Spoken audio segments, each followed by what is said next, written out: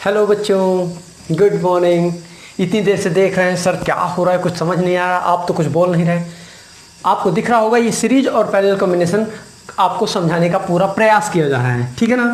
ये मान लीजिए 7 ओम रेजिस्टेंस है, इसको मान लीजिए आप 1 ओम, इसको मान लीजिए आप 4 ओम, और इसको मान लीजिए आप, चलिए 4 ओम, इसको मान लीजिए 1 ओम, इसको भी 1 ओम चलिए मान लीजिए, इसको आप 4 ओम मान लीजिए, इसको आप 4 मान लीजिए, 4 ओम, इसको आप 1 ओम मान लीजिए, इसको 4 ओम, इसको आप 1 ओम रेजिस्टेंस मान लीजिए। और ये 12 वोल्ट की बैटरी जुड़ी हुई है और आपको इसका इक्विवेलेंट रेजिस्टेंस फाइंड करना है।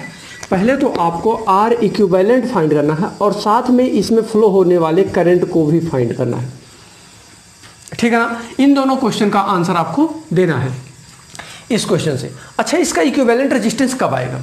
जब इन सारे रेजिस्टेंस को जोड़ लेंगे। अब ये सारे रेजिस्टेंस को देखिए, ये और ये दोनों रेजिस्टेंस किस में जुड़ा है? सीरीज में, क्योंकि जंक्शन कहाँ है? यहाँ है, यहाँ है। इसका मतलब यहाँ से गया है, इसका मतलब ये दोनों सीरीज में है। नीचे देखिए, जब ये नीचे आ रहा है तो ये दोनों सीरीज में है।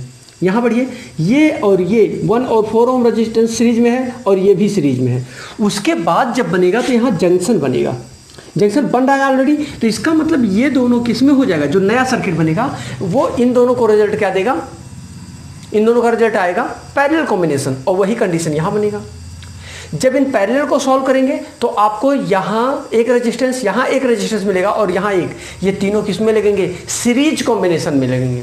और सीरीज कॉम्बिनेशन मिलेंगे, इसका मतलब सीरीज कॉम्बिनेशन जब मिल जाएगा तब मिलेगा आपको आर, और जब तक आर आ जाएगा उसके बाद ही आई आएगा, उससे पहले आई आप फाइंड कर नहीं सकते, किसी भी कंडीशन में आप फाइंड नहीं कर सकते, ठीक है ना। आइए इसकी नई सर्किट हम बनाते हैं। इसकी नई सर्किट कुछ ऐसी बनेगी, ठीक है। ये एक आपकी, ये जो आप 12 वोल्ट की बैटरी है, ये 12 वोल्ट की बैटरी है। यहाँ आपका एक रेजिस्टेंस है, यहाँ देखिए। अच्छा, ये 4 + 1 सीरीज में क्या हो जाएगा? 5 हो जाएगा, तो ये हो गया आपका 5। ये भी नीचे भी देखिए 4 + 1 ही है, इसका मतलब 5 हो जाएगा ये भी, यानी ये 5 ओम, ये भी 5 ओम, ये 7 ओम। यहाँ देखिए आपका, यहाँ भी सीरीज कॉम्बिनेशन आए, एक रिजल्टेंट आएगा, तो इसका 4 + 1, 1 + 4 क्या आएगा? 5 ओम, और ये भी आपका 5 ओम। अब इन दोनों को देखिए पैरेलल हैं, ये दोनों भी पैरेलल हैं, और ये एक ऐसा है कि जो बाद में पता चलेगा क्या है। ये देखिए, ये जंक्शन है, इसका मतलब ये दोनों किस में हैं? पैरेलल है। अब इसको हमको पहले सॉल्व करना चाहिए, तो 5 1/r निकलेगा यहाँ, है ना। तो 1/r 1 मान लीजिए, तो 1/5 + 1/5 आएगा। अब ये हो जाएगा 2/5, 2/5 तो r/, अब ये 1/r1 का है, तो r1 = क्या आएगा? r1 = रेसिप्रोकल मिलेगा 5/2। अब ये 5/2 रेजिस्टेंस आएगा, इसका मतलब इसका जो रिजल्टेंट आएगा वो कितना आएगा? 5/2। तो इसका भी 5 है, इसका मतलब इसका भी 5/2 आएगा, ठीक। अब देखिए इसकी नई सर्किट जो बनेगी, ये कैसे बनेगी? आइए हम इसको देखते हैं पहले। अब इसकी जो तीसरी सर्किट बनेगी, एक नई सर्किट तैयार होगी, वो कुछ ऐसी मिलेगी। एक 12 वोल्ट की बैटरी को हम ऐसा बना दिए हैं तो कोई दिक्कत तो नहीं है। बैटरी को आप कैसे भी बना करके रिप्रेजेंट कर सकते हैं। ये 12 वोल्ट, ये भी आपका 12 वोल्ट। अब देखिए, अब 3 रेजिस्टेंस है, यहाँ 7 ओम पहले से, ये आ गया 5/2 ओम, और ये भी आपको मिला 5/2 ओम, और यह है 12 वोल्ट की बैटरी। अब देखिए ये किस में है? Series combination. इसका मतलब R = आप लिख सकते हैं 7 + 5/2 + 5/2। इसका मतलब आ जाएगा, आपको एलसीएम लेना पड़ेगा, 2 से मल्टीप्लाई तो 2 से डिवाइड, यानी 7 × 2 = 14 + 5 क्या हो जाएगा? 10/2, यानी 24/2 मीन्स क्या आएगा? 12। ये जो इसका टोटल रेजिस्टेंस आया वो कितना आया? R की वैल्यू आ गया 12, यहाँ, हाँ अच्छा देखो इरेज कर दिया, 24/2 मतलब क्या आ गया? 12 ओम। R की वैल्यू 12 ओम आ गया। ये जो R इक्विवेलेंट का जगह था, यहाँ आप लिख दीजिए 12 ओम। और कितने वोल्ट की बैटरी है? 12 वोल्ट की है, तो ओम से लगाइए V = I R, तो आई इक्वल क्या हो जाएगा, वी बाई आर। वी की वैल्यू है 12, आर की वैल्यू है 12 यानी 1।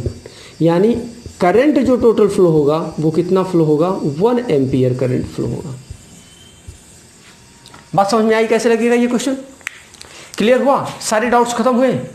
क्योंकि ऐसे क्वेश्चन को सॉल्व करने का और कोई तरीका नहीं है। आप पहले करंट नहीं निकाल सकते थे, क्योंकि करंट निकालने का और कोई तरीका नहीं था। जितने भी फार्मूले अभी तक आपने पढ़े उन सारे फार्मूलों में करंट की वैल्यू आप बगैर आर फाइंड किए यहाँ नहीं फाइंड आउट कर सकते थे। ठीक, कोई डाउट? अब मान लीजिए इसी की रीडिंग ये भी हो सकती थी कि यहाँ अमीटर लगा देता और कह देता find the reading of the ammeter. अरे भाई साहब, करंट ही वो भी मेजर करता। अमीटर क्या करता है, करंट मेजर करता है। उसी तरीके से आई क्या करता, 1 एम्पियर का करंट बताता, तब भी अमीटर की रीडिंग भी यही आती, 1 एम्पियर। ठीक, अब दूसरा डाउट क्लियर हो? डाउट क्लियर है? आइए देखिए एक नया क्वेश्चन और लेते हैं, देखते हैं इसमें क्या है, क्या पूछता है। जितने तरीके हो सकते हैं, जितनी पॉसिबिलिटी बन पा रही है, ठीक है, उतनी पॉसिबल केसेस को आपको सॉल्व कराया जा रहा है। ये चीज़ें तब समझ में आएगी अगर आपको कोई प्रॉब्लम है तो आप अपनी बुक से, जिस भी बुक से आपको प्रॉब्लम है, ICSE, CBSE, UP board, Bihar board, किसी भी बोर्ड का क्वेश्चन है, आप क्लिक करें और मेल कर दें, आपको सॉल्यूशन जस्ट मिल जाएगा। ठीक है ना? आइए हम एक दूसरा क्वेश्चन बनाने का प्रयास करते हैं, देखते हैं कैसा बनता है।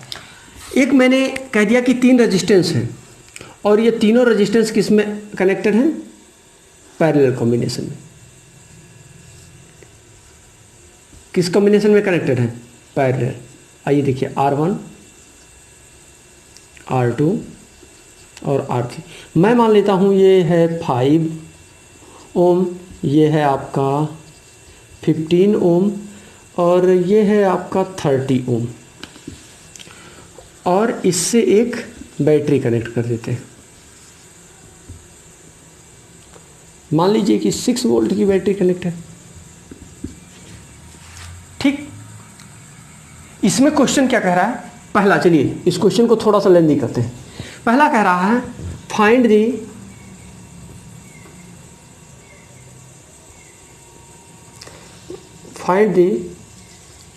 Current I for each resistance. पहला क्वेश्चन बन गया कि सारे रेजिस्टेंस से कितना करंट फ्लो हो रहा है, ये। दूसरा पॉइंट देखिए, टोटल करंट फाइंड करिए। और थर्ड क्वेश्चन कह रहा है कि इक्विवेलेंट रेजिस्टेंस फाइंड करिए, इक्विवेलेंट रेजिस्टेंस फाइंड करिए। बोले ठीक है, मतलब इसमें कितना करंट आएगा, इसमें कितना करंट आएगा, इसमें कितना करंट आएगा, ये फाइंड करना है। साथ में टोटल करंट, अब पूरी सर्किट में टोटल करंट कितना आएगा ये फाइंड करना है। और तीसरा इसका इक्विवेलेंट रेजिस्टेंस, मतलब आर की वैल्यू क्या होगी, ये फाइंड करना है। आइए देखते हैं, अगर हम एक सर्किट में मान लेते हैं कि यहाँ से कितना करंट जा रहा है, आई करंट जा रहा है, और पहले वाले रेजिस्टेंस में I1 करंट, दूसरे रेजिस्टेंस में I2 और तीसरे रेजिस्टेंस में I3 करंट फ्लो हो रहा है। उसके बाद में इक्विवेलेंट रेजिस्टेंस बाद में देखेंगे। तो I1 इक्वल टू क्या हो जाएगा, V/R1।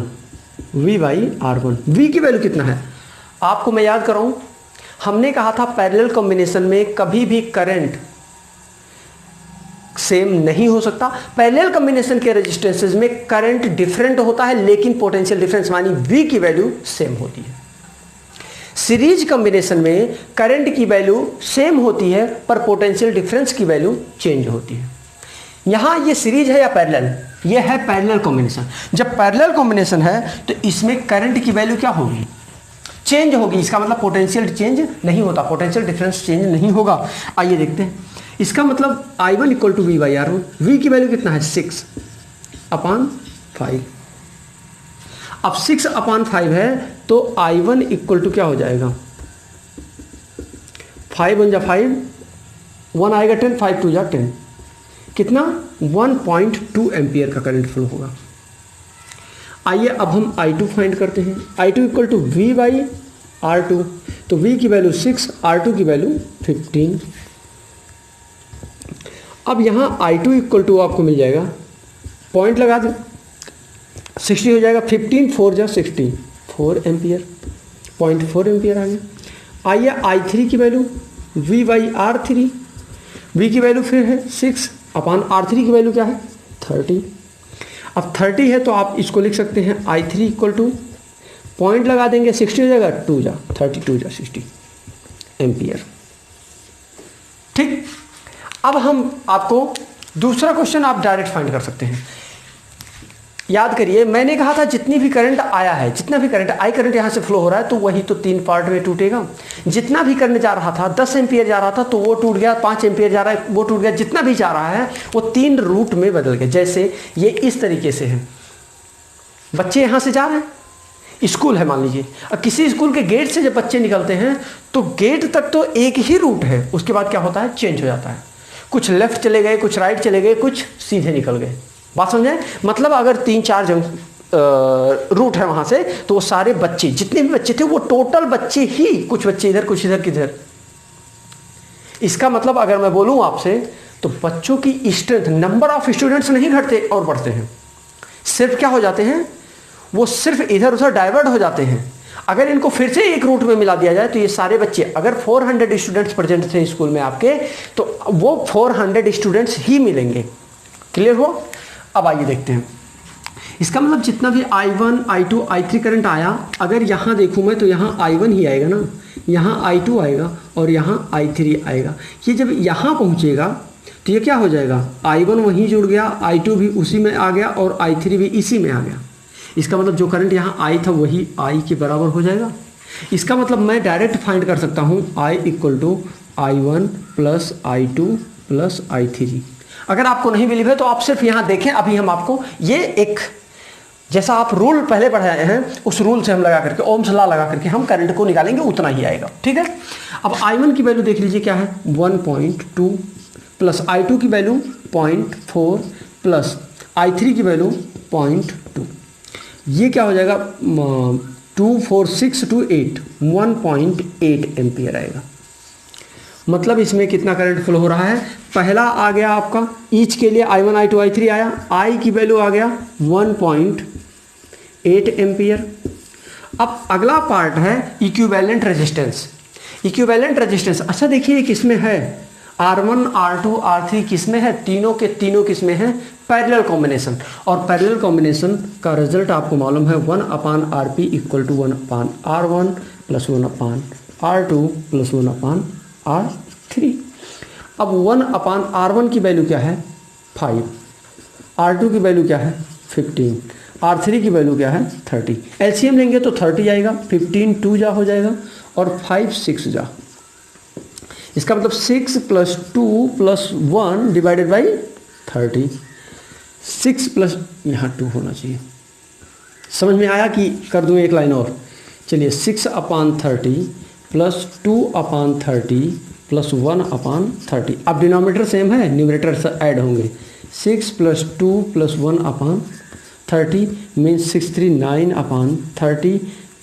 30 अगर मैं देखूँ तो 3 3 जा 9, 3 10 जा 30, यानी 1/RP ये आया। तो RP इक्वल टू क्या हो जाएगा, रेसिप्रोकल हुआ 10/3 ओम। मतलब आपका जो थर्ड आंसर आएगा वो 10/3 ओम आएगा। क्लियर हुआ यहाँ? अब मान लीजिए कि मैं मान लेता हूं कि ये जो हमने किया था ये गलत है, पार्ट नंबर 1 है ये, पार्ट नंबर 2 है और आपका है ये पार्ट नंबर 3। मैं मान लेता हूं कि ये चीज़ गलत है। अगर ये गलत है तो इसको हम सॉल्व करते हैं। आइए देखते हैं कैसे सॉल्व होगा।